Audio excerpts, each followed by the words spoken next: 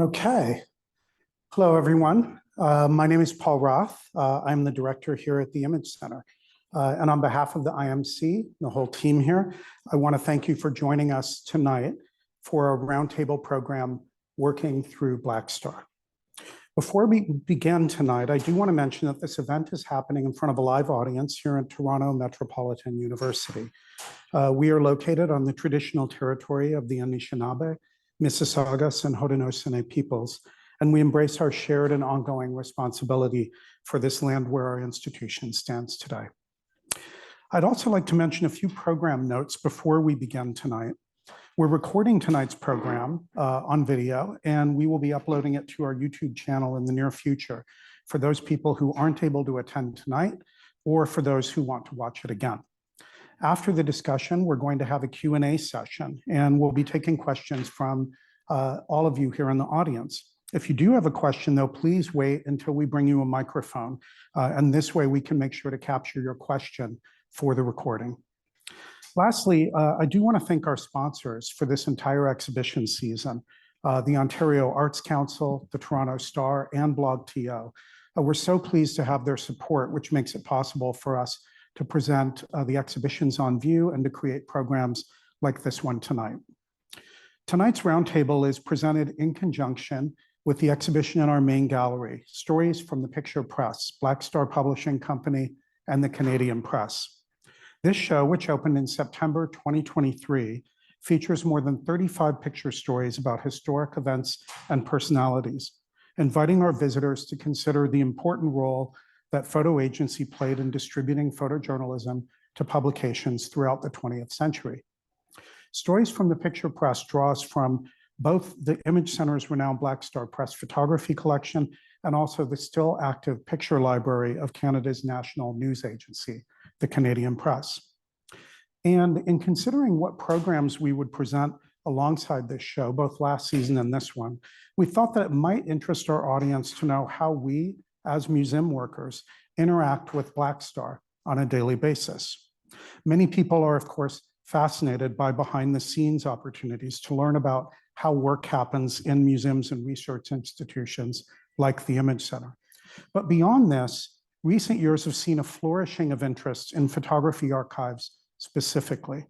Many important issues have been raised in print and at conferences about archival collections. For example, the ethics of care of objects and images, the responsibilities of researchers working within the archive, the language used to classify photographs, matters of copyright and fair use, and many other challenging questions. For example, whether certain objects within museums should be repatriated to their point of origin, and the ongoing impacts on individuals and communities when historical photographs are published and exhibited today.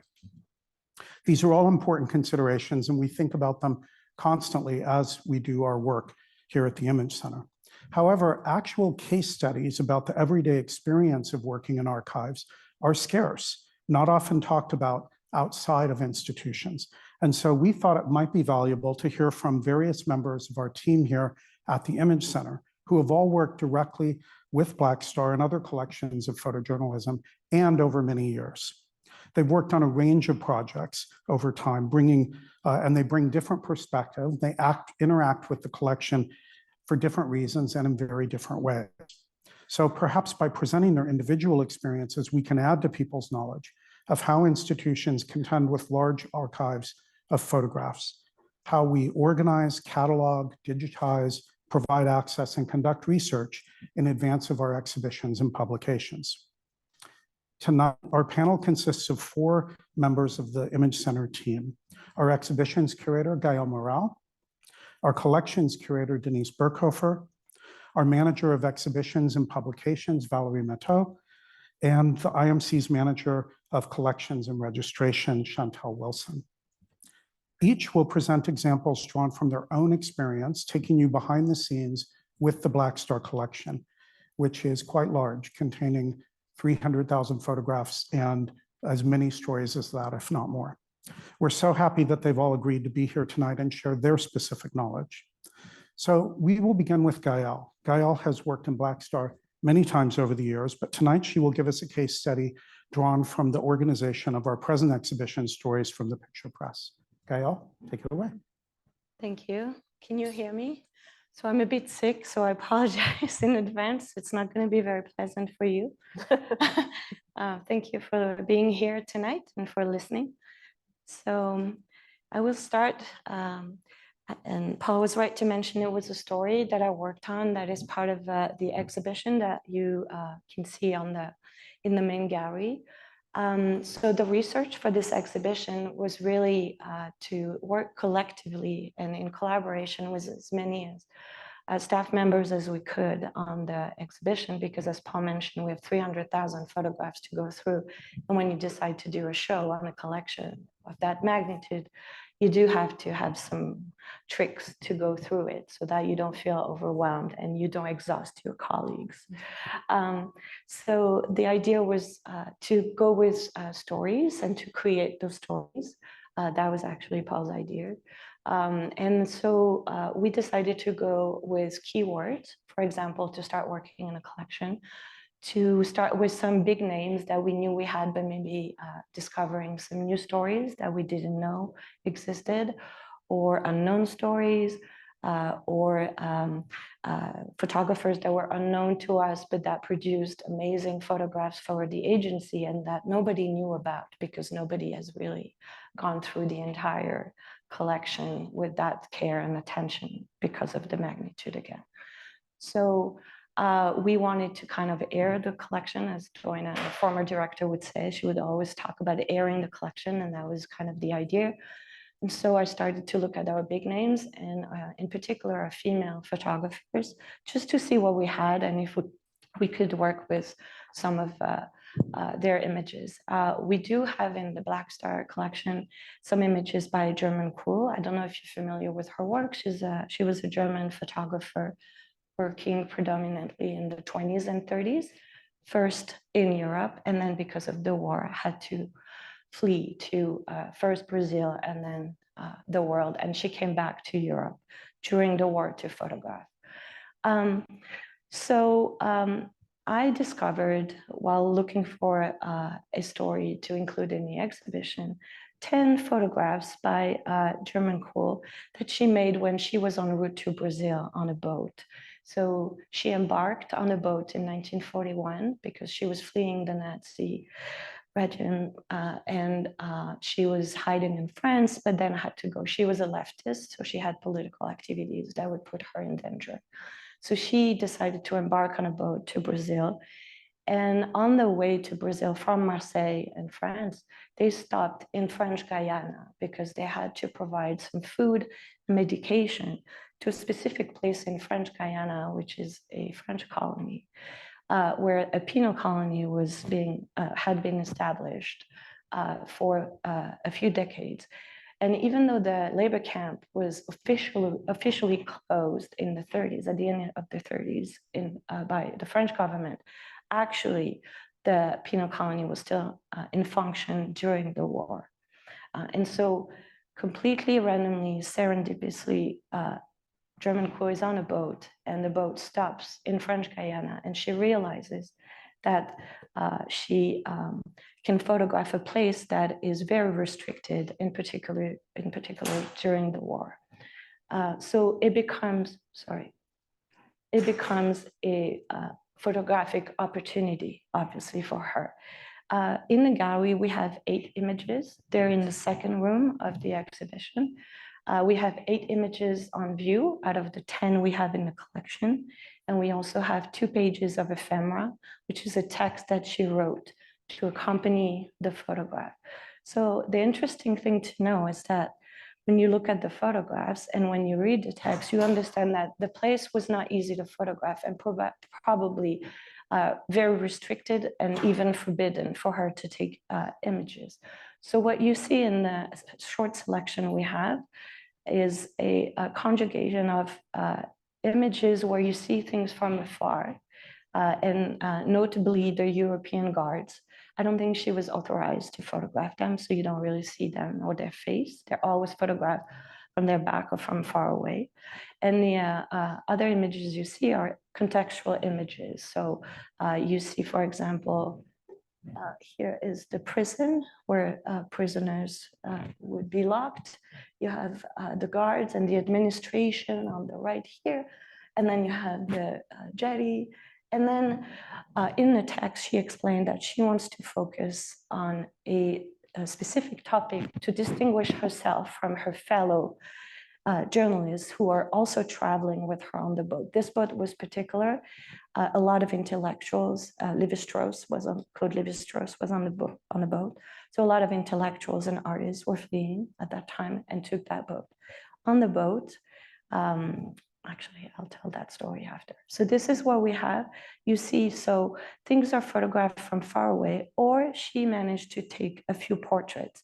And that's actually the topic she decided to focus on, which were the prisoners or the former prisoners of the penal colony, the labor camp, who had been freed and who were allowed to leave and go back to France, but they didn't have any money or resources, and there was no job. So basically, they had to survive in French Guyana with no resources to go back. So they're kind of stuck on they're prisoners, they're freed prisoners in French Guyana. So she decides to focus on this specific topic to distinguish herself from the other people on the boat who might take the opportunity to also talk about the labor camp. So the objects, as I said, you have 10 photographs. All of them have captions on the back that kind of describe in more details what the photographs are about. They were written by German Kohl, along with the 2-page text that I mentioned that was also written by her. And what you realize is that really she's building a full photo reportage ready to be sold and ready to be published. So what she sends to Black Star, because that's how we got them into the Black Star collection, is basically she sent a selection of images that she made carefully, a text explaining that selection and explaining how she's distinguishing herself. So it's really the mechanics of photojournalism that we see emerge when we look at this. So in her autobiography here, that was written in 1980, but only published in 2019, she says that she destroyed the images from the penal colony because it would be a shame for France to be confronted with these horrific photographs and what happened there. Just to give you an idea, after the war, the living conditions in the labor camp and in the penal colony were compared to the concentration camps of Dachau and Buchenwald. So it gives you an idea of how people were treated and dying in horrific conditions. It's also 50 degrees and you work under the sun, and because the idea was to build the colony as a permanent place for people to live. So they had to work, and many died. So she's saying in her autobiography that she doesn't want people to see those images. So basically what it says is that the people who read the autobiography were not looking for the images. Nobody was looking for them, basically.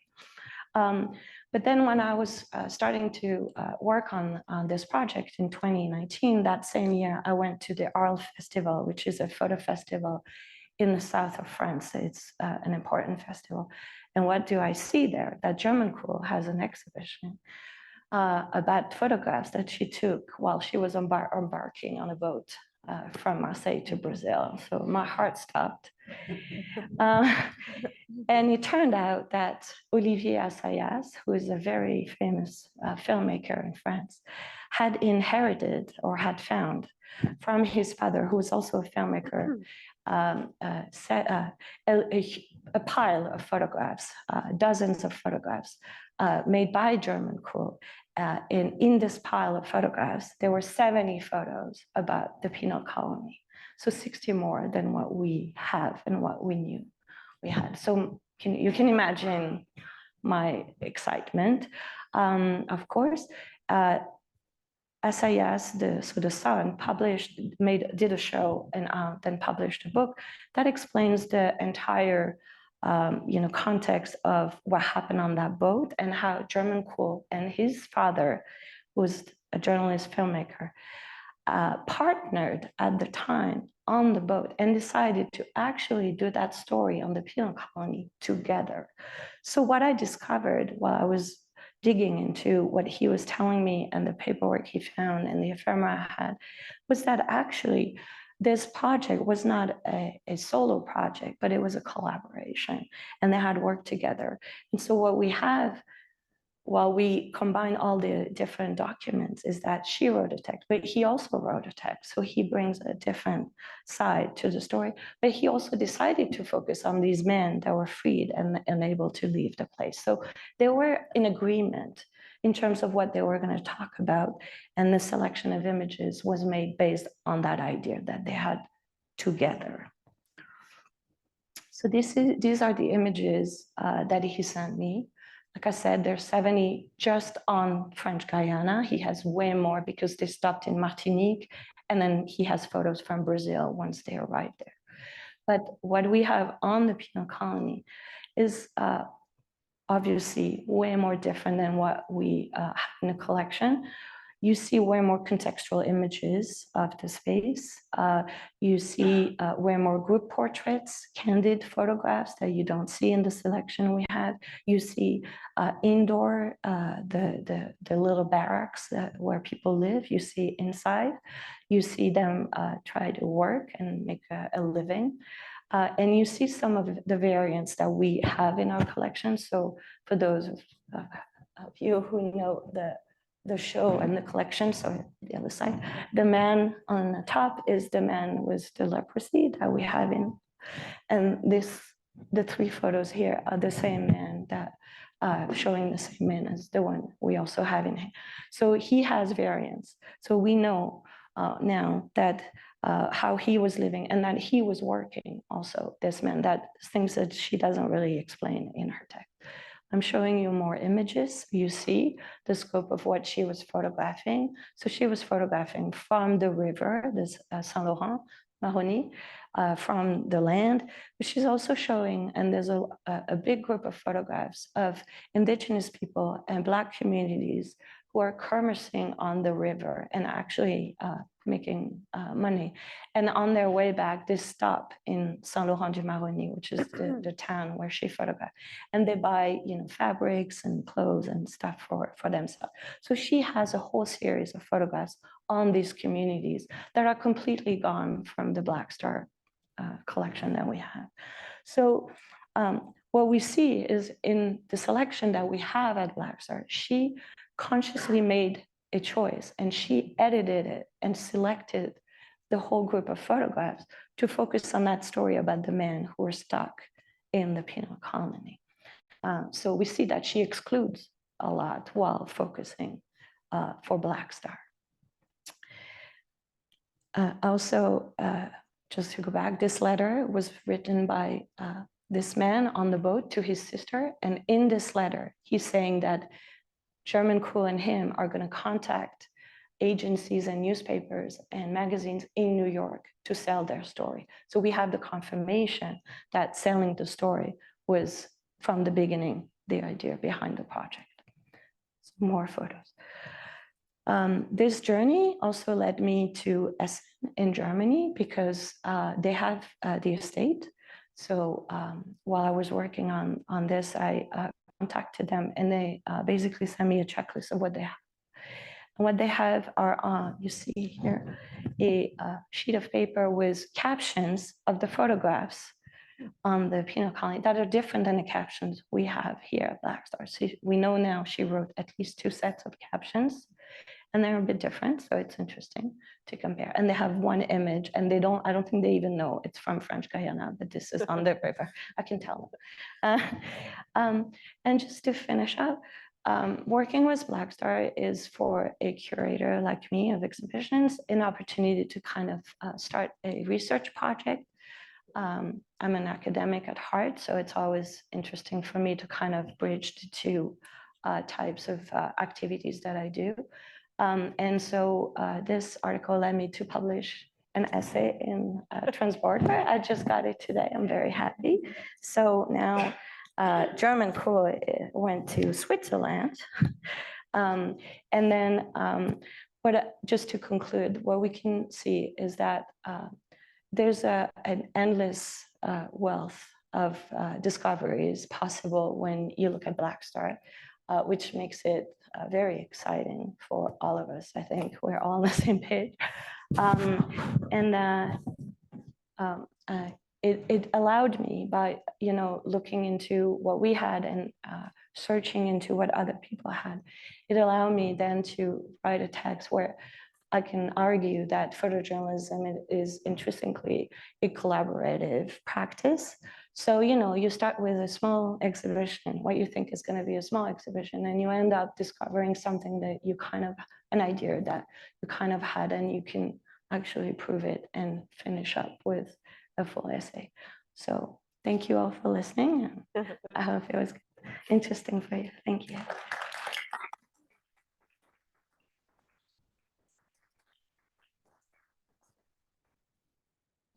Thank you.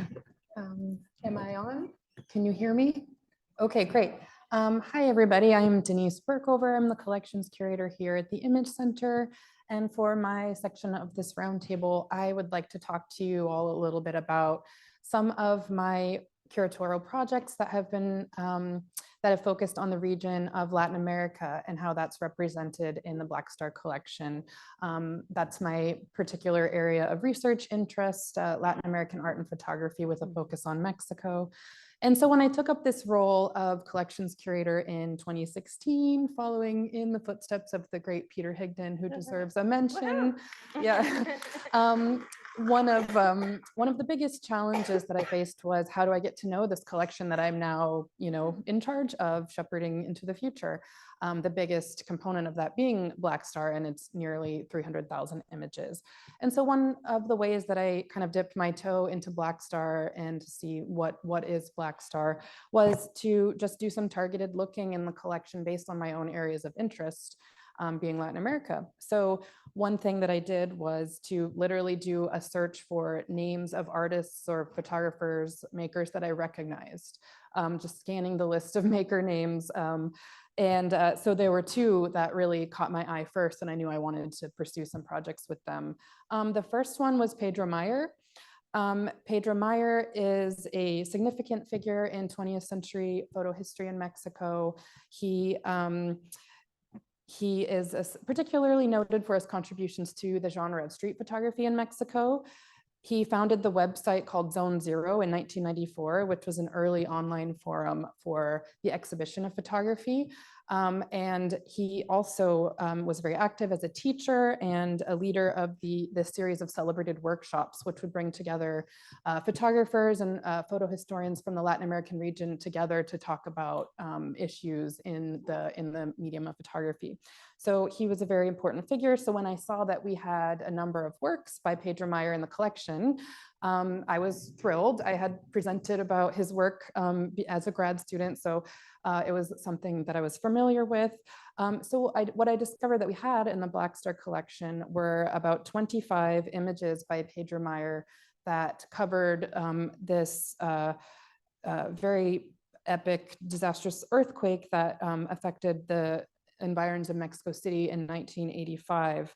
And this was also a moment that I had, or a historical period that I had studied in the context of the impact that it had on Mexican society and art production, basically. It was a very important moment, this earthquake, which is estimated to have killed upwards of 10,000 people and leaving more than 250,000 homeless. It was a great event, an event of great magnitude, I mean to say.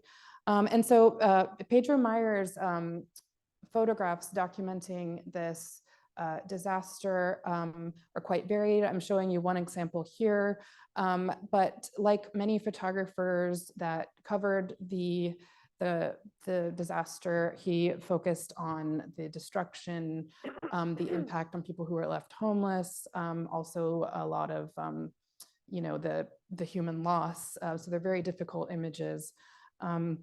This body of work was put in dialogue with another body of work that we had, another photo series basically that also covered the same event in depth. And this is by the American photojournalist Barbara Lang. And putting those two series together, we ended up with the exhibition called Terremoto about the Mexico City earthquake in 1985 that I curated for that space there in 2018, which I believe was my first exhibition of my proposal. Not my first exhibition here, but the first one that I, proposed for the IMC. So, will always have a special place for me. And so in this exhibition, those two series of work from Black Star were put in dialogue with works by other makers, both from our collection and also some loans, but it really focused on those two bodies of work.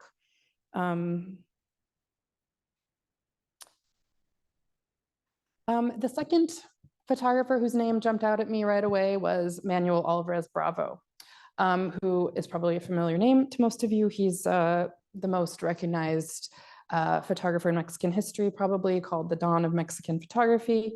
And I was very surprised to see that there were two so of course I did dig into these. There's still a lot of mysteries here to uncover, but I'll share with you kind of what I'm surmising based on the research I've done so far.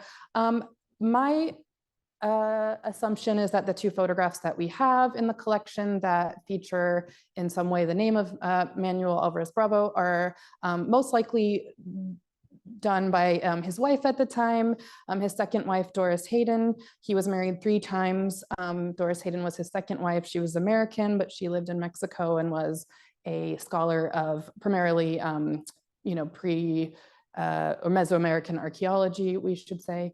All 3 of his wives were photographers, side note, interesting. And so anyway, so Doris Hayden, she was a scholar of archaeology, and she employed photography kind of in tandem and in support of her scholarship. So a lot of her photographs are of archaeological ruins, different, pre-Columbian or Mesoamerican sites in Mexico, but also photographs that we can see in the Black Star collection filed under headings such as Mexico transportation. I assume that most of you are aware, if you've seen the exhibition or learned about Black Star in other contexts, about the fact that images or photographs were filed according to subject headings by the agency. And so we can find 148 images, photographic prints attributed to Doris Hayden in the Black Star collection that we maintain, as opposed to only the 2 by Alvarez Bravo. So as you can see in this example here on the screen, which is actually a page from the Facing Black Star volume, which Paul has over there. This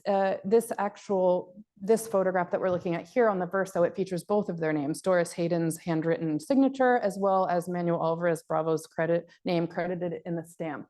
And the second photograph that we have with both of their names on it is actually a photograph of the ruins of Monte Alban, which is a site near Oaxaca in Mexico.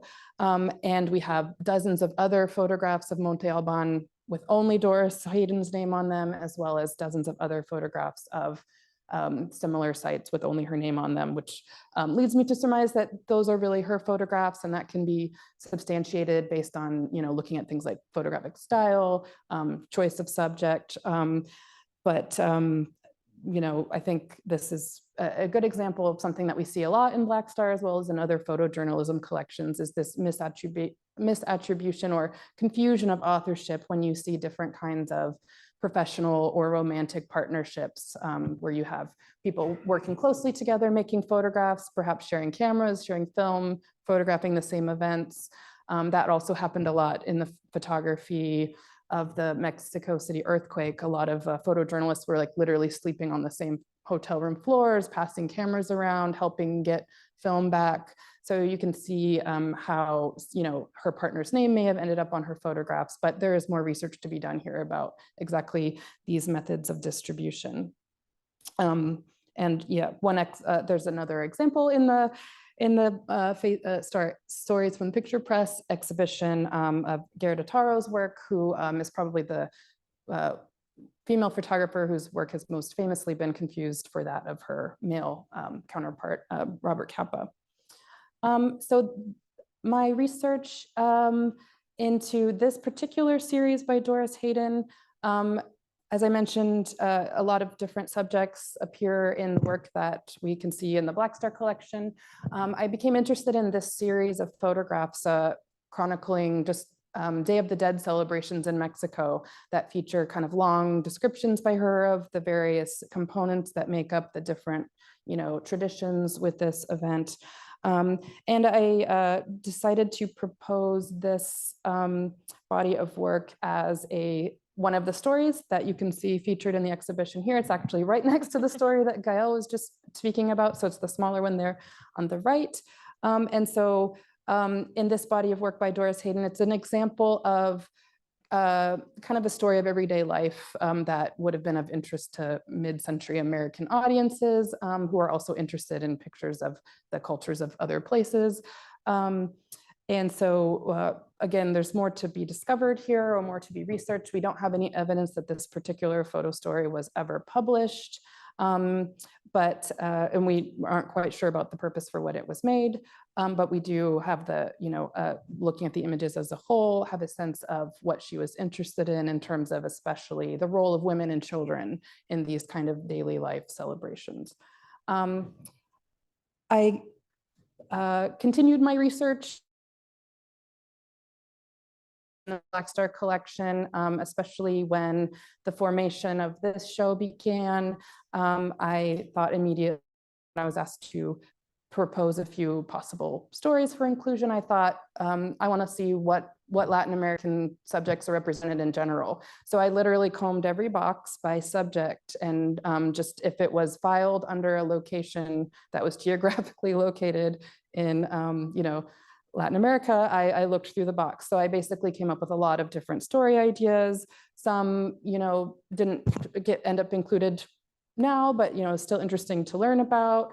But one story that did end up in the show is this particular one, which is about family planning in Chile in the 1970s. And what attracted me to this story was that it was pretty robust representation of this interesting government-funded family planning program in Chile, which was pretty progressive for the time, especially if you consider the Latin American context where some of the other governments may have been tending towards more conservative Catholic values. But basically, it's a story by an American photojournalist, Ted Spiegel, that chronicles this plan to basically mitigate various social issues such as, overpopulation, poverty, access to healthcare and sanitation through introducing new birth control and education. So you can see those aspects of the government plan represented in the photo story. So those are just a couple examples of specific curatorial projects that have arisen out of my kind of looking into Latin American representation in Black Star. It's also been a pleasure for me to learn more about this representation by working with researchers and fellows that come to work with, Black Star topics related to the region in their research. So one example of that was Jorge Ayala, who was a recipient of an IMC Research Fellowship in 2018, and his research focused on representations of the Cuban Revolution. And so that resulted in a From the Collection exhibition that he guest curated for us on that space there. That was actually done in conjunction with a whole kind of exhibition season that we did focusing on Latin America, because it was done in conjunction with the earthquake show that I was mentioning, which also accompanied the larger show, which was Gordon Parks' The Flavio Story, which is, of course, about a particular Life magazine photo essay centering on a boy from Rio de Janeiro, Brazil.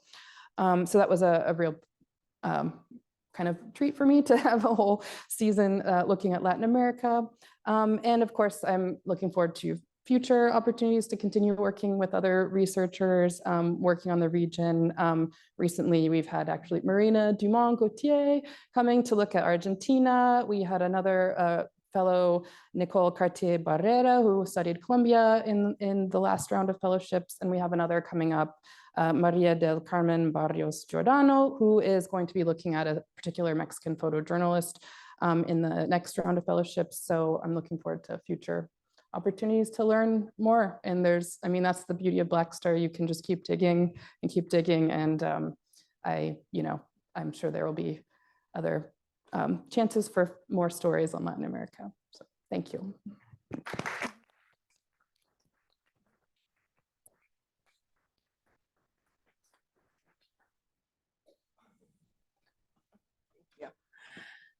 Hi, everybody. I'm Valérie Matteau, and I'm the manager of exhibitions and publications here. And my topic is a little different than what you've heard this evening. I'm going to be talking a little bit about the business of Blackstar and a little bit about an internal code that was used at Blackstar that reveals quite a lot about how they made money, how they operated, and how we piece this kind of information together. I was hired in 2006 to work specifically on the Blackstar collection. At the time, there were plans to develop the building, and that was well underway, but there was an appetite from the university and from the public who had learned about this giant gift to start to see photographs. And so I worked on organizing a few exhibitions of surrogate prints for the Contact Festival and the Luminato Festival and other venues around the city. In 2008, one of those exhibitions traveled to the Canadian Embassy in Washington, DC. And it was at the opening of that exhibition that I was lucky enough to meet Dennis Brack. Dennis Brack is a Washington, DC based photojournalist who joined Blackstar in the 1960s.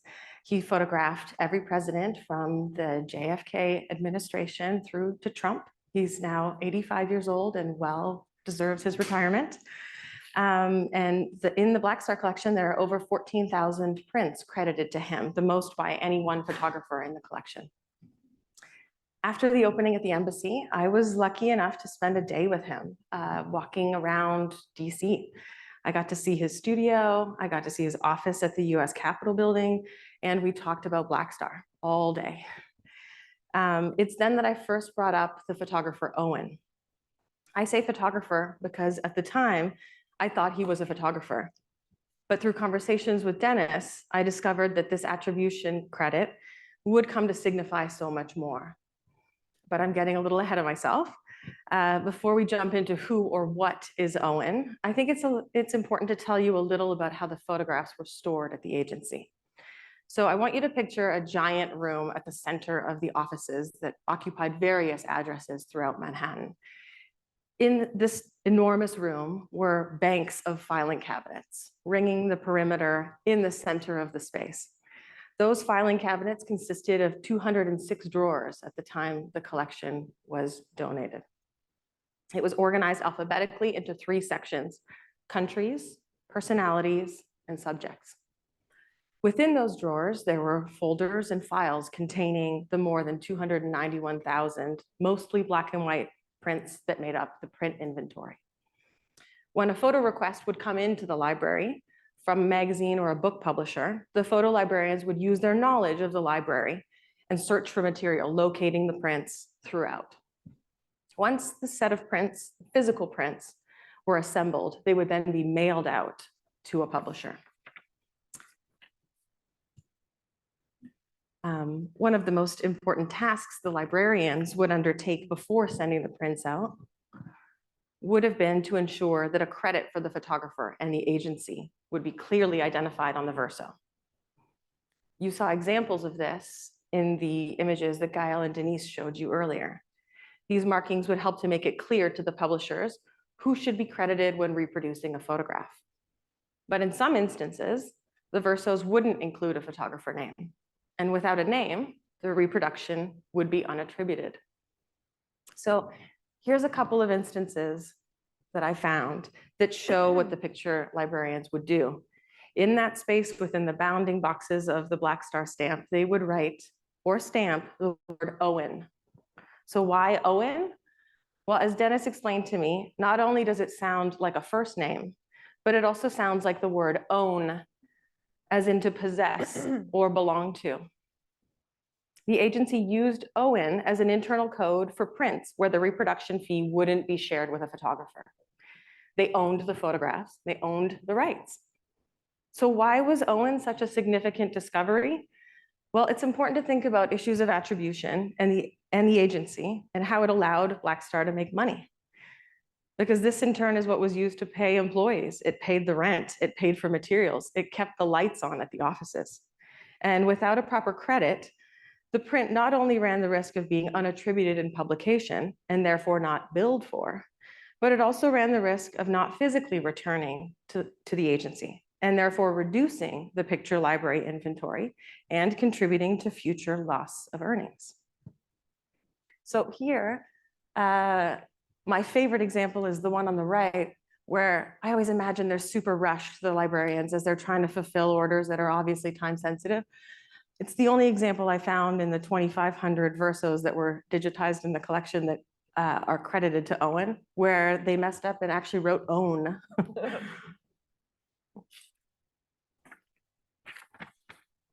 Okay. The photo on the left here is the example of why I asked Dennis about Owen. I'd come across countless versos where Owen was listed side by side with Dennis's name or a set of initials. And Dennis explained that this was because he was a Washington-based photographer. So he would often be stopping by the press offices of government agencies to pick up photographs released by these institutions. He'd then mail the photographs back to Blackstar, where they'd enter the picture library. When the librarians would open these packages, they would write Owen on the back of the print next to his name or the photographer who had sent them in. On the left, you see obviously Dennis Brack next to the word Owen for a photo that he picked up at the US Army Signal Corps. And on the right, Fred Ward, another Washington-based photographer, for a photograph issued by the US Air Force. This would ensure that the prints returned to Blackstar and not the government agencies. That's so important here. It was easy for Fred and Dennis to pick up these photos and send them to New York. And if those photos would be sent out for reproduction in a magazine or a book, they would be paid a portion of the fee. So this was kind of like a finder's fee or a courier fee, if you will. Some other examples of times that we find Owen in the collection are shown here.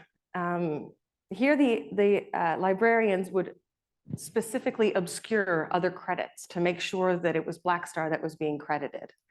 I love this one on the left here where you see a sticker covering the name of Henri Cartier-Bresson as if you wouldn't see that he was the photographer. And the one on the right shows this commitment to really obscuring every instance of the stamp on the back to make sure that it would be returned to Blackstar after reproduction. Here are examples of instances where Blackstar distributed photographs produced by other agencies. So Blackstar would have had agreements in place with these agencies, allowing them to retain the full reproduction fees. These are also listed as Owen on the agency stamps. Here on the left, a photo from the post-dispatch pictures, where you can see that the print was used repeatedly for various reproductions. I can see stamps dating 1951, 54, 63, 91. These stamps speak about the mechanics of the agency. Think about the physical circulation this print has seen. After each request, the print would have to be mailed back to Blackstar and refiled in the picture library by one of the librarians before again being pulled for yet another request. Think about all the times this print could have been misplaced or lost. This helps us understand why we're constantly finding prints with Blackstar stamps in other collections and archives and even at auction. On the right, you'll see the pink Mauritius label, clearly visible. You'll see that the Blackstar librarians covered up the address in Germany with the New York address of Blackstar. Mauritius was a German photo agency started by one of the founders of Blackstar, Ernst Mayr, in 1929. When he immigrated to New York, he brought with him a stock of photographs that would serve as the first inventory to Blackstar. So here what we're looking at is the layering of stickers and information that speak to the life the print has seen and the ongoing continuous circulation of these photographs. These were all on view in the fall from the collection wall. You may have seen them. And when it was on view, I had a lot of requests from people that saw them to know what was on the fronts. So I thought I would share, just so you can see how varied the instances of Owen are in the collection. While my position at the IMC has changed significantly since I was first hired, the collection and the agency still occupy a large part of my thinking and my heart. I often tell my colleagues and researchers that once Black Star captures your attention, there's no escaping the allure. There's still so much we don't know. The research possibilities are seemingly endless, and that's exactly how it hooks you. Thank you.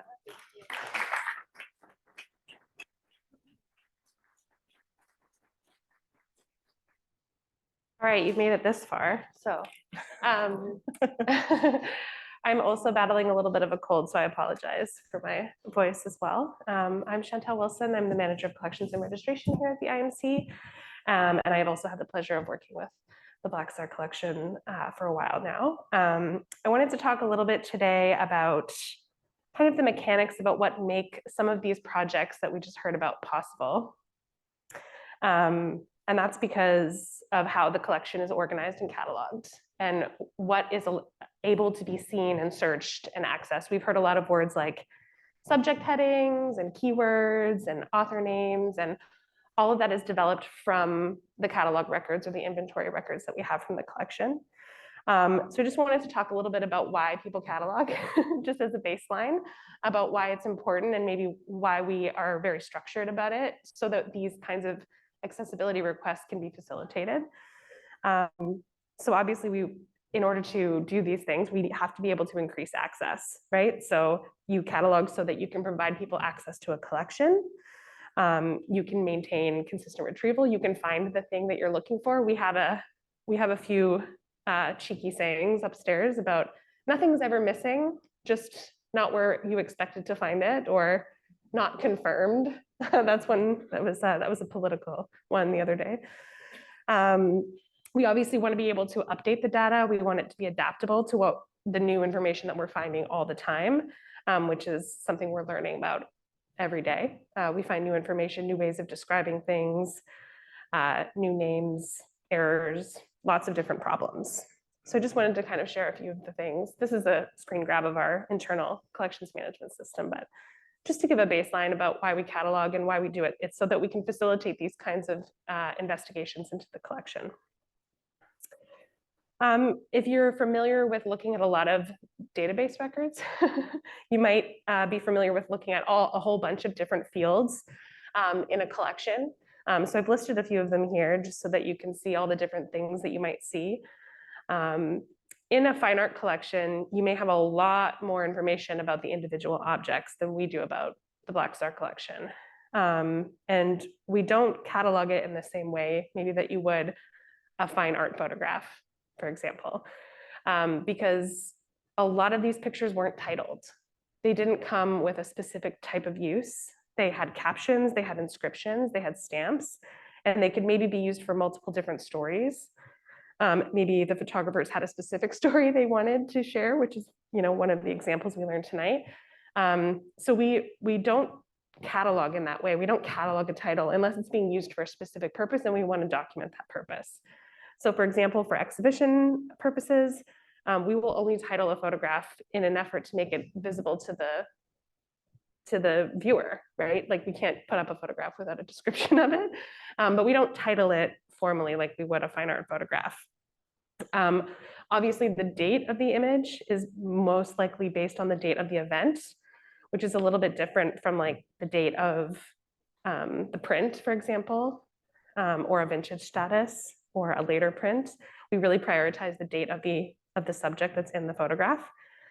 And then we focus heavily on making sure that we've annotated or transcribed the inscriptions so that those are searchable words in the database. Because as you might have already guessed, because we don't have titles and sometimes we don't even have all the photographer names, we're left with minimal search options. So we're searching by subject headings that were applied by Black Star in those drawers from the agency, or we're searching by maker.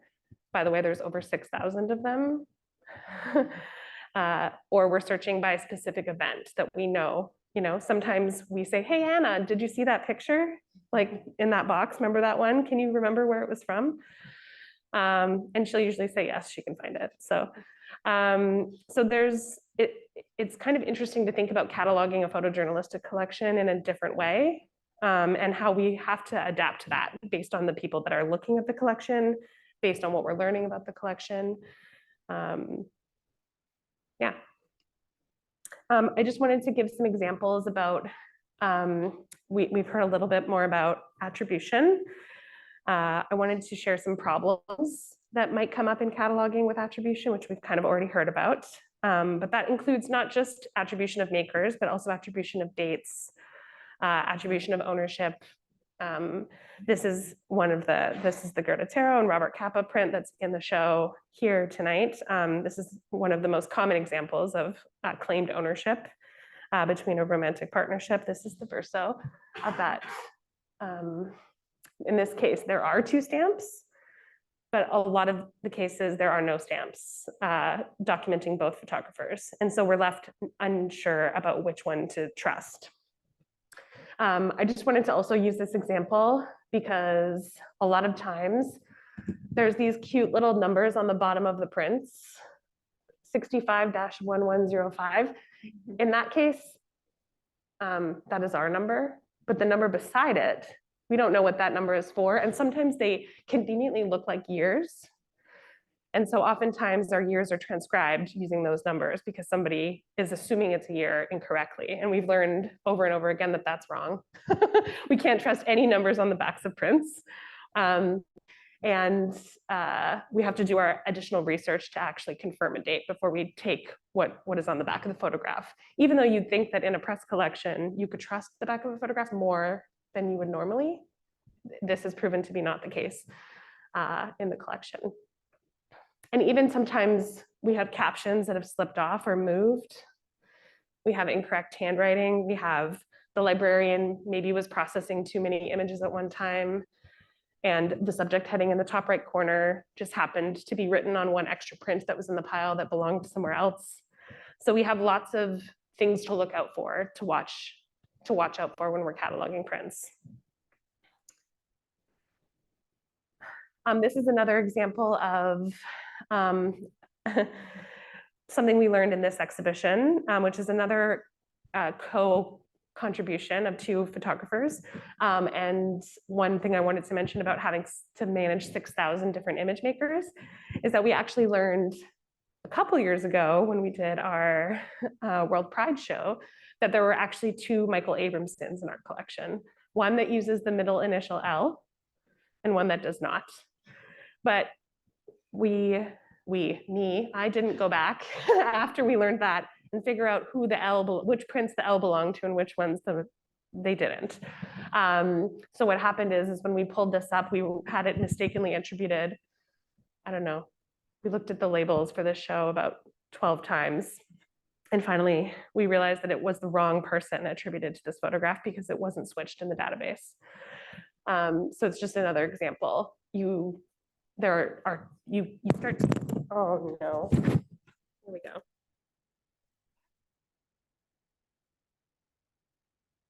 You get used to the way the stamps look on the backs of the photographs, and you have to match the person's attribution with the types of stamps that are on the backs. So you kind of have to, you learn over time what the different stamps mean in order to attribute the right information to the photograph.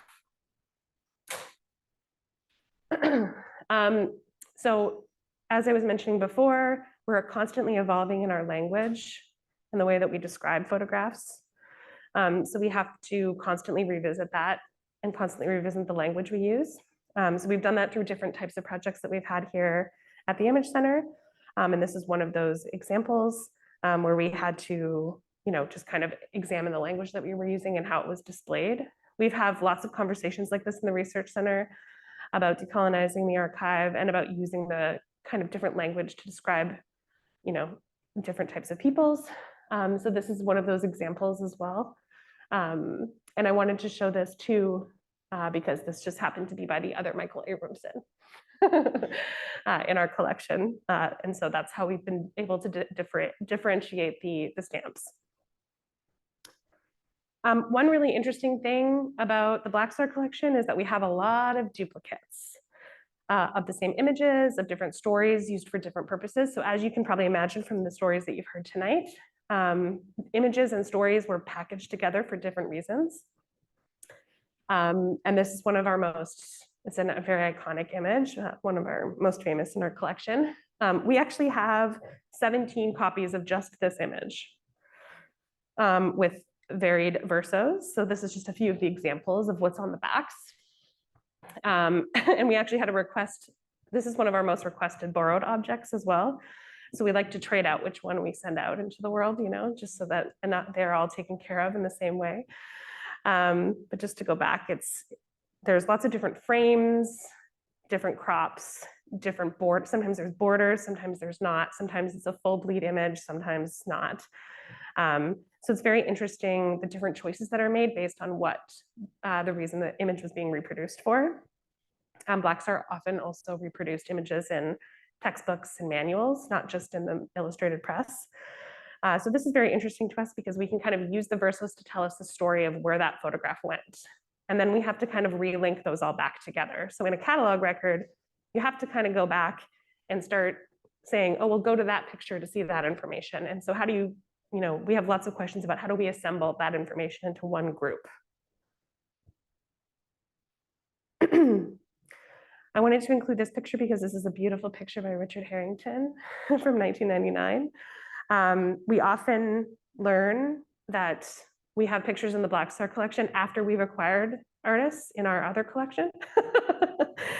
And in this case, we recently acquired the Richard Harrington archive, the ephemera archive for the photographer. And then I went to go and look for some information and realized that we have 25 Blackstar photographs by him in the collection. And so it's often interesting to see that how we could make those links together to inform our other research that we're doing in other collections. We often find that it's teaching us a lot about what we thought we knew about photojournalism, what we thought we knew about illustrated press, and how that can inform how we take care of the collection moving forward. A lot of the information we have is about Richard Harrington, now is about his working methods, how he produced work, how he created log books for his travels. And it's incredibly informative to see that material alongside the Blackstar collection because I like to say that cataloging Blackstar is like, we're piecing together information that we don't have. We don't have all the backstories. We don't have all the tear sheets. We don't have a full record of everything. We have to kind of rebuild all of that from nothing. And that's what we're doing here with these different stories and exhibitions and projects.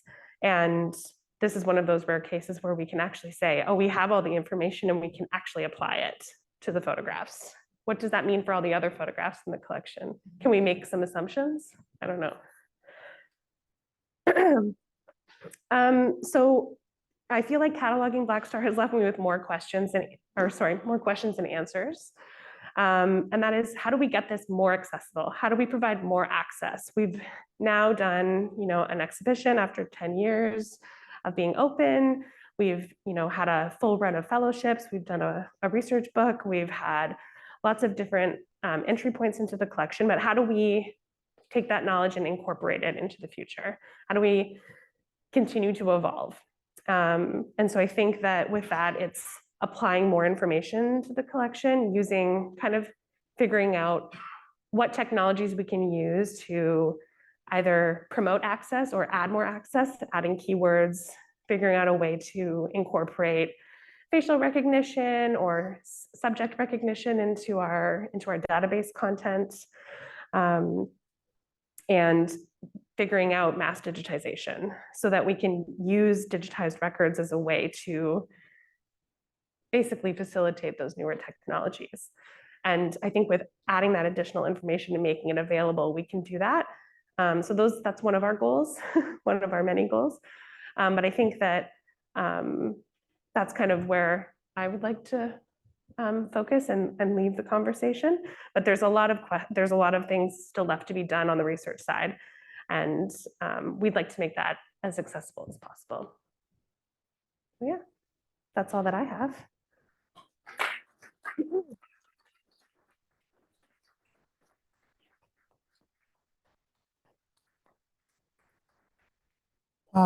Thank you guys so much. Those were all really fascinating accounts, but one thing that occurred to me is that each one of you ended by talking about how open-ended the subject is and about how much more work there was to do.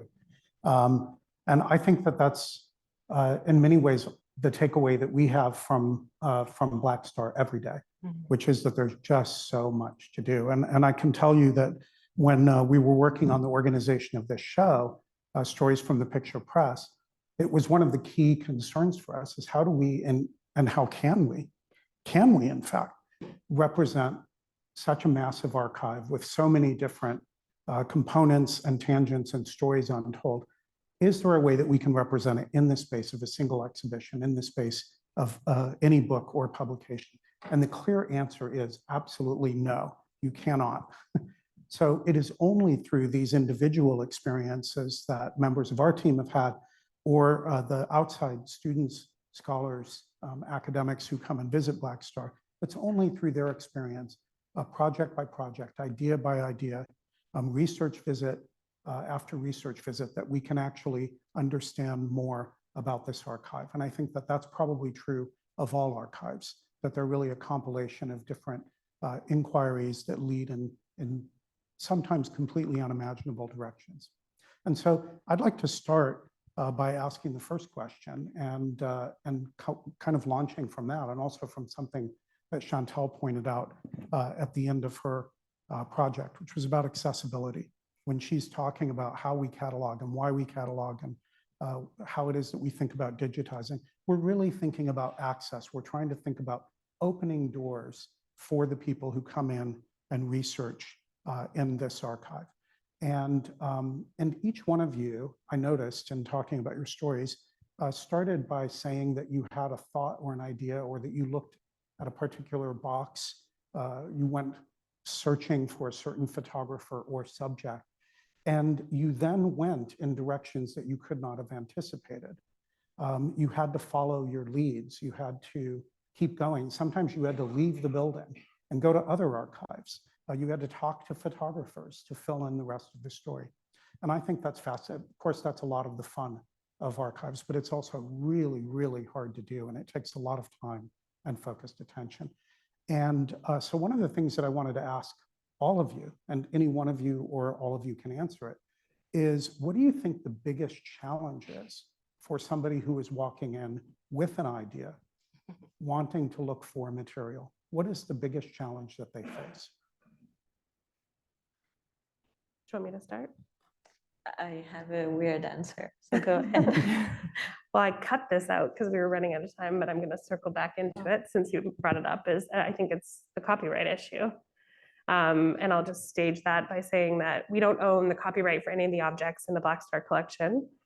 They're owned by the original photographers. So we have a right under the Copyright Act to show the objects that the university owns on campus, but we have a license to use them for non-commercial purposes, but we can't distribute them, we can't reproduce them, we can't give other people the ability to do that. So that really does hinder academic use past our doors.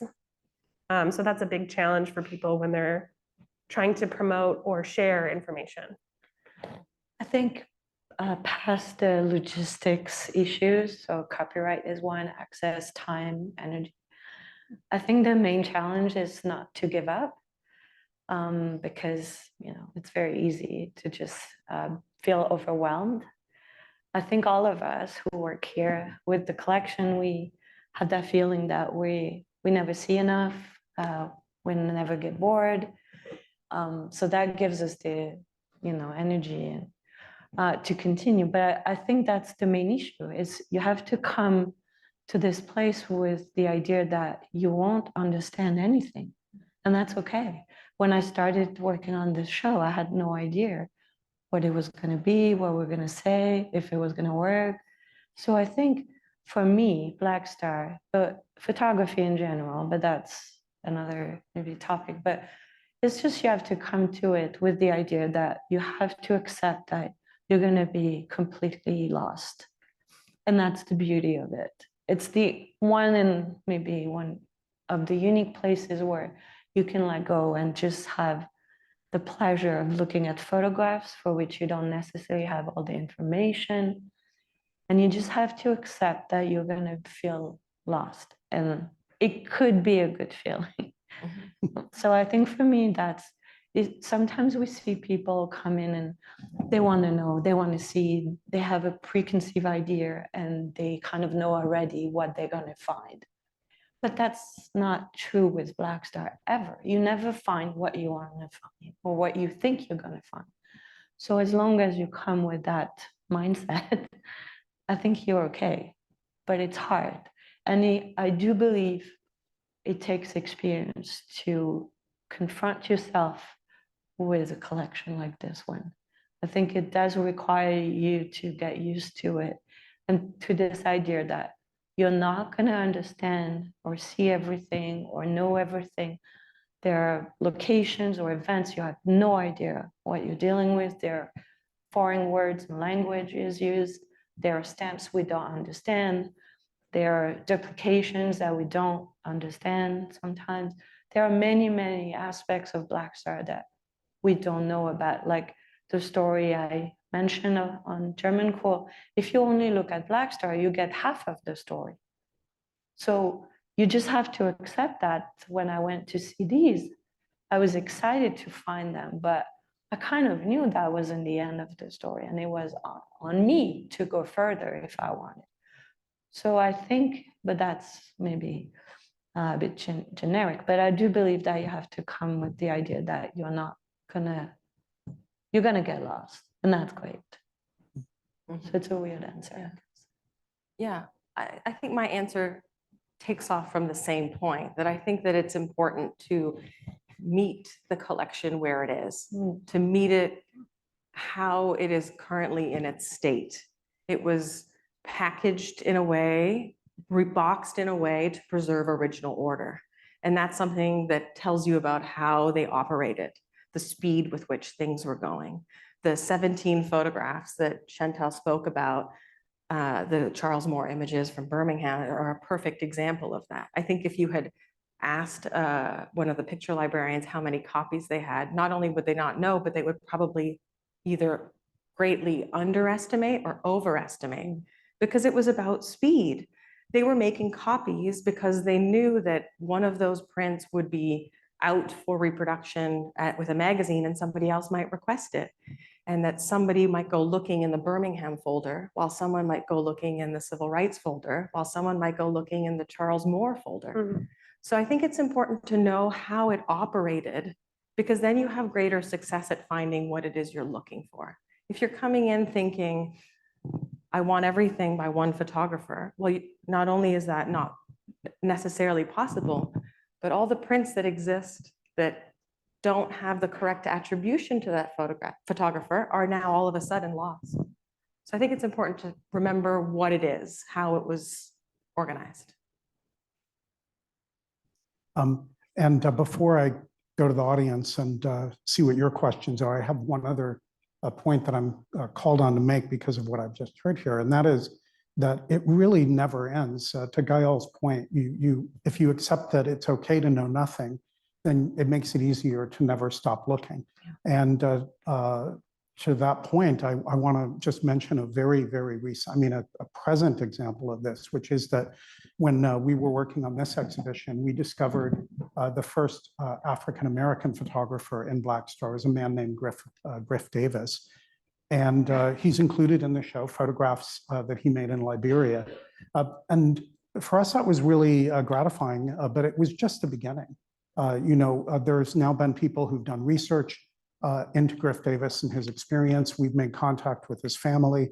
And just this past week, Valérie and Chantal were in New York visiting Griff Davis's daughter and learning more about him, which may take us in more directions in the future engagements with his work. Certainly, at minimum, it gave us a wealth of knowledge. And I wonder if one of you could talk about that experience a little bit. And I know it's not characteristic. We don't chase down every lead in Black Star, but this was a big one. Yeah.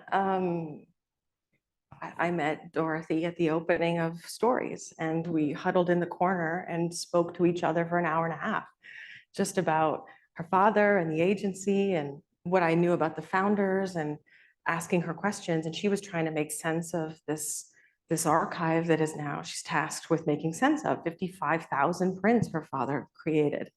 And I kept asking her specific questions about, well, what do you have that's related to Black Star? Griff was under contract with Black Star from 1949 to 1952, 53.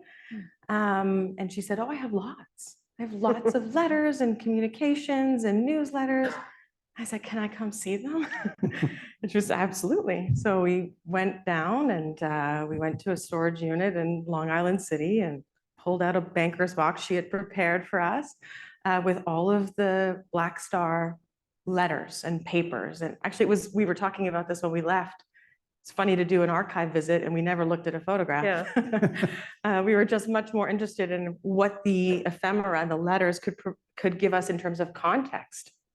And what we saw was this beautiful unfolding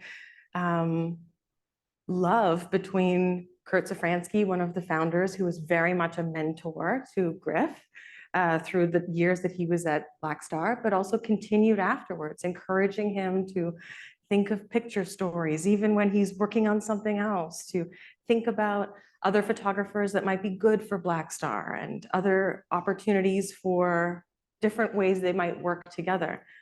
So much so that one of my favorite discoveries was a letter that Griff Davis had written to the publisher of Time Inc. A week after Life published its last issue, telling them that it was a very sad day for the weekly to stop producing issues, but that they had gotten it wrong and that they were losing someone in the footnotes of history, and that he insisted on speaking about the importance of Kurt Safransky. And he spoke about the dummies that are in the vitrine right here, that he had seen them in 1940 at the New School while he was taking classes with Kurt Safransky. So it's just these things where you can start to piece back together that they're all talking to each other. And what does that tell us about, well, what we have here and what we might still learn about the collection? Yeah, so just picture us losing our minds over this letter that was only about this big. And Dorothy's like, what? What are you so excited about? And we're trying to find the words to describe all the links. There were a lot of contracts there that we were lucky to see. We have some of that in the Werner Wolf archive, which is another Black Star photographer whose archive we have in the collection. And funnily enough, Werner was a witness to one of Griff Davis's contracts. Which is just, it meant that we were where we were supposed to be that day, looking at the things that we were looking at. Mm-hmm. We found some information on model releases. Oh, yeah. A model release like tear sheet, like a blank template, which was interesting because we were always like, did they care about model releases in commercial enterprise? And I'm not sure if we specified that there's just not a lot of ephemera that accompanies the Black Star photographs. So that's why this is a big deal. So exciting. Yeah. Because a lot of that stuff was just literally thrown out and we don't have it. And the newsletters are incredibly enlightening in how Kurt Safransky and the team at Black Star spoke to their photographers, how they communicated with them, what they were encouraging them to do, what they were highlighting. We know that they were really pushing color photography now, which is Starting interesting. in 1951, we don't as have early, a date. Yeah, starting in the early Yeah. 50s. So there's lots of that we're interested in reassembling to figure out what other parts of the story we don't have. I have to say, it's not unusual that we'll be in the middle of talking about a completely different project, different artist, something contemporary, and we'll start talking about Black Star. All of these things are constantly with us, and we think about it all the time. Do we have any questions from anybody in the audience? And please do remember that when you are called on, that we'll bring you a microphone, okay? The gentleman at the back there. Hi, can I sing? Two questions, actually. One is regarding Germaine, and I don't remember her last name, Krulla. Cruel. She, as I understand it from what you said, she self-censored herself because she thought the photographs of Devil's Island were too disturbing and would reflect badly on France. No, once she took the photos, and way later after the war, she wrote in her autobiography that she had destroyed the photos. And she gave a moral reason for that it was too horrific. But this is what she wrote. She never got rid of the photographs, and she didn't think they were horrific at all. It's just when she wrote her life, about her life, I'm not sure why, but she thought that having that moral kind of argument about why those photos didn't exist, but she still talks about the fact that it was a good story, that she had access to an incredible place where nobody had access. So she still talks about it, but then she adds that moral thing about, I don't want these photos to be seen. I think she thought they were lost. I think she thought that Black Star had lost them, never published them. The story was never published, printed. So I think she thought they're gone. And then the whole set that she sent to her friend, the man she met on the boat, you know, these are private correspondence. She had no idea that he had kept a whole box of photos of her about her. So I don't think she censored herself. I think she's rewriting the story 50 years after. Okay, the second question I had is, I'm not clear whether you mentioned, whether it was mentioned just what percentage of the collection is digitized, because right now, a lot of the photographs are 60 to 80 years old or older. And the conditions under which those prints were made were hardly archival. The papers weren't archival. The way they developed it and fixed the pictures would mean that they're going to start to deteriorate very badly, very quickly. So I think there is some urgency in terms of digitizing the whole collection if you do want to preserve it, because those prints will not survive very well. No, they were so. The official answer, we're probably at around, I would say, between 25 and 30%, because at this point we are an on-demand digitization kind of focus with Black Star, only because we just we would have somebody working on it for 20 years. And that's why we're really focused on finding new technologies for mass digitization and making sure that they're functional, because we want to be able to digitize this en masse. We have, I would say that it's a little bit higher if we're looking at scans that are not as high quality as we like to produce, maybe closer to 40 if we're talking just reference scans. But the Black Star collection is primarily made up of black and white gelatin silver fiber-based prints. So they're actually incredibly stable. I mean, They're good. Photographs are always fading and they will always fade. And it's just about the number of years we have left with them, but they are incredibly stable in their current storage environment. And whatever deterioration they did go under up to the point where we got them has been very much stabilized. And I have to say, compared to other press photograph archives, Black Star is really in good condition, Yeah. which is wonderful. And we know, I mean, we've looked at other archives, we have other press archives ourselves. We're very, very pleased with the stability of Black Star, and relieved, I should say. But it does keep me up at night, I will say. Yeah, we worry about it no matter what. Yeah, and cross-contamination, of course, is a big issue too. I'm sorry, I didn't understand the question. I said cross-contamination is an issue as well, which I assume It's you have true, in though. place. I will say it's really in quite good condition. Everything is stored properly at this point. There's very little migration of chemical deterioration. All of the materials are good, and we're in temperature and humidity controlled storage. Oh, that's great. Yeah, it's not so much a concern for us. The digitization, that's a real challenge, and that's something that we're working on all the time so that we can speed it up and make the collection more accessible. Okay, Thank you. another question. There's a woman right here. Yeah. Oh, I'm sorry. That's okay. I'm curious about the, I don't know, the financial side, or you described that Black Star doesn't own the copyright. And then I see photographers' names being crossed out and you get Owen on there. What, in the process, what did the photographers get? Did they get anything, or Yeah. how did that work? It's a complicated answer, as you would imagine. From the contracts that I've seen, and I've seen contracts with only 2 photographers, it depended on if the material was black and white or color. if it was a commissioned project or if it was from the picture library, if it was from the existing stock agency, inventory, excuse me. And it had to do with the kind of seniority at the agency. So in the Werner Wolf archive, we have 3 contracts, and we can see that the longer he's with the agency, he gets a bigger percentage of the reproduction fee. So it starts out when very early on, where I think he's paying 40 or 30% back to the agency for their help distributing and facilitating the reproduction of the images. The rest is his. And that gets smaller and smaller over time. Yeah. And to add to that, I would say that the Blackstar is still an operating agency. So they represent a lot of the, not a lot, some of the photographers that are still in the collection. So there are photographers that have said, we're not represented by Blackstar anymore, just come to me.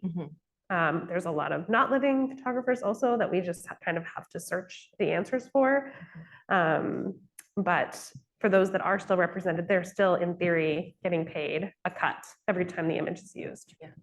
Yeah. And I should maybe add that Blackstar never owned the copyright for images where the photographers were known. The photographers owned the copyright. They were facilitating the reproduction of those images. And for that, they were taking a cut. That's why we don't have the copyright. It wasn't theirs to hand over. Yeah. And just to add to that complexity, a lot of people imagine copyright as a kind of a universal thing that is possessed by, let's say, a maker of an image for all their images. But in fact, copyrights are individually assigned and have to be assigned or presumed. So in this case, because the agency didn't take possession of the copyright, our working assumption is that if there is still an active copyright, it is in the hands of the photographer or the photographers there. And we go to great lengths to try to identify them and deliver, well, first of all, to get permission from them, because often we're asked as proxies, almost like the agency back in the day, to provide these images. So we try to find the photographers. We try to have relationships with them, as many as we can. And we are in touch with a number of the photographers on their estates. Most recently, Griff Davis's daughter. We now know who to go to if somebody has a copyright request for one of those images. Okay. Any further questions? Yes, thank you. Actually, my question was for you 2 girls that went to New York and talked to, what's her name? Dorothy. Yes.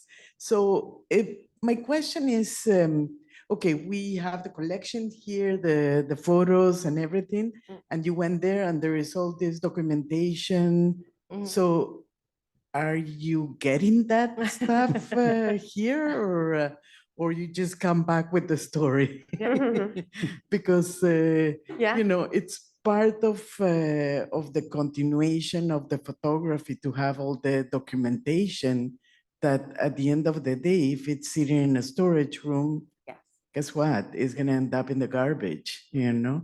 And unless this person is talking to a museum and already donating that, and then there is a collaboration between institutions to continue the research and everything. But so what is your, is it something that you go on your knees and you beg them to donate the stuff and say, we'll take care of it? Yeah. I mean, I think that in this case, Dorothy has been a wonderfully active advocate for her father's work and has several exhibitions on right now in, I think, 3 different countries. 4 different countries about Griff Davis. So in her case, she's very active in the archive management of things. I mean, I wouldn't be so bold as to say that we want all of it, but we of course want to have a relationship with people and be able to facilitate research and access in a way. If it's the right home for it permanently, that's still to be seen, because sometimes a photographer's work that is in Blackstar that represents only 2 to 3 years of their career. So in the example of Griff Davis, it was only about 3 years of his formal career that he was participating in Blackstar, but there's 55,000 prints that went on far longer, right? Like he was writing to the Time editor in the 80s. So whether that matches our collection long-term is still a question to be had with the family and with the estate. But we've made it known we're very interested in the Black Star material from a research perspective and making it accessible for people. And just to elaborate a bit, in the case of Dorothy Davis, she's just one person that we're in dialogue with about the much vaster archive of the family member, in this case, her father, who was a photographer for Black Star. I just today got an email from an agent for another Black Star photographer who would like us to take the archive and is offering it completely free. But the truth is that it doesn't always make sense. We don't have warehouses of empty space. We can't organize and catalog and properly care for all of it. So we are, to Chantal's point, like any institution, we're acquisitive by nature, and we always want different archives and collections and contextual material, but we are also realists. We know that we can't take all of it. We can't properly take care of all of it. And we also, I have to say, have an ethos here of not being competitive with other institutions. We are not always the right institution, but there might be another one that is. And we tend to want to partner with them and to help them and not to compete with them.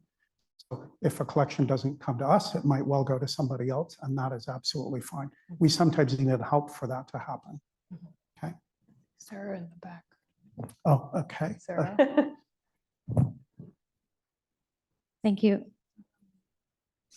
So just a question about the cataloging.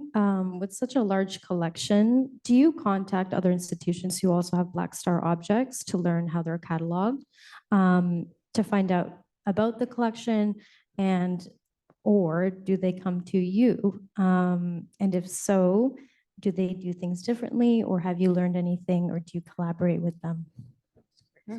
I don't know any other institutions that have Black Star photographs as such. As we said, they do come up a lot. Often we see them in auction catalogs, and we're like, oh, okay. So we will make note of the information and just kind of compare notes. But I think in general, we do a lot of interinstitutional collaboration in terms of maintaining standards. I'll let Chantal speak more to that. Yeah, I think I think the only one that comes to mind are other institutions that have artist archives of photographers that are in our collection. So like Kosti Rahama, his archive is held by an institution in Maine, and presumably they have thousands of Black Star prints that were sent back to the photographers, because many photographs were sent back to the photographers, or so we assume. Or so we were told. Yeah. So I think there's a lot in a lot of artist archives. And I would say that people usually come to us. Not that we have any of the answers, but they reach out and they say, hey, how do you deal with this? And we say, hey, we don't really title them, or we don't, this is what we've done and this is what we've learned. But in general, I think we try to work with, it kind of goes back to that first slide that I showed about like standards and access. We try to use the same language and try to apply the same types of information so that collections professionals can access it easily, or when it is available publicly, that it's able to be accessible in a more homogeneous way, I guess is the way to say it. And in general, cataloging, I think, is more standardized across institutions than it was, say, 10, 20, 30 years ago, because these standards have been agreed upon, and also just because of greater professionalization in the field. I think so, yeah. That doesn't mean that there aren't differences, and press archives in particular present real challenges to the language and the methodology that is used by most museums, which don't typically collect press photographs, and we, of course, do. I think we have time for just one more question. I'm going to call on this gentleman right here. Oh, yeah. Yeah. Better be good, Phil. Yeah, watch out. We're watching you. I hope I get this right. I am so glad I came tonight because the four of you have provided this joyous experience that is beyond the details of all the things you spoke about, but the great joy inside each of you and collectively that around what you do. It's marvelous to think that four human beings are working on these projects that you each have, and they're giving you great joy as a human being. And I just wonder if you can address it a little bit. What is it at the heart of all of this that makes you have such joy for your working around all of it. Aw. Well, Phil, you've heard about photo nerds, right? Something familiar? I think we are all photo nerds and you're part of the family. So yeah, I think it takes a certain passion for sure to experience the joy that you can feel while you're looking at 300,000 photographs. I think not a lot of people will allow themselves to feel that joy. Is what I was saying earlier. For me, you have to be ready to get lost, to feel lost, to completely give up on what you know and what you expect, and just accept the fact that you're going to spend hours looking at photographs, and maybe that will be for nothing, and that's fine too. It's just the joy of going through images, I think. But I do agree. I think it takes a certain form of passion to do that. And we dedicate our lives and professional lives to it. So I agree. I think it gives us great joy. And I don't think you can do that job with a collection like this one if you don't have just a tiny bit of pleasure doing it. Because it is a mountain of images. So you could say, no.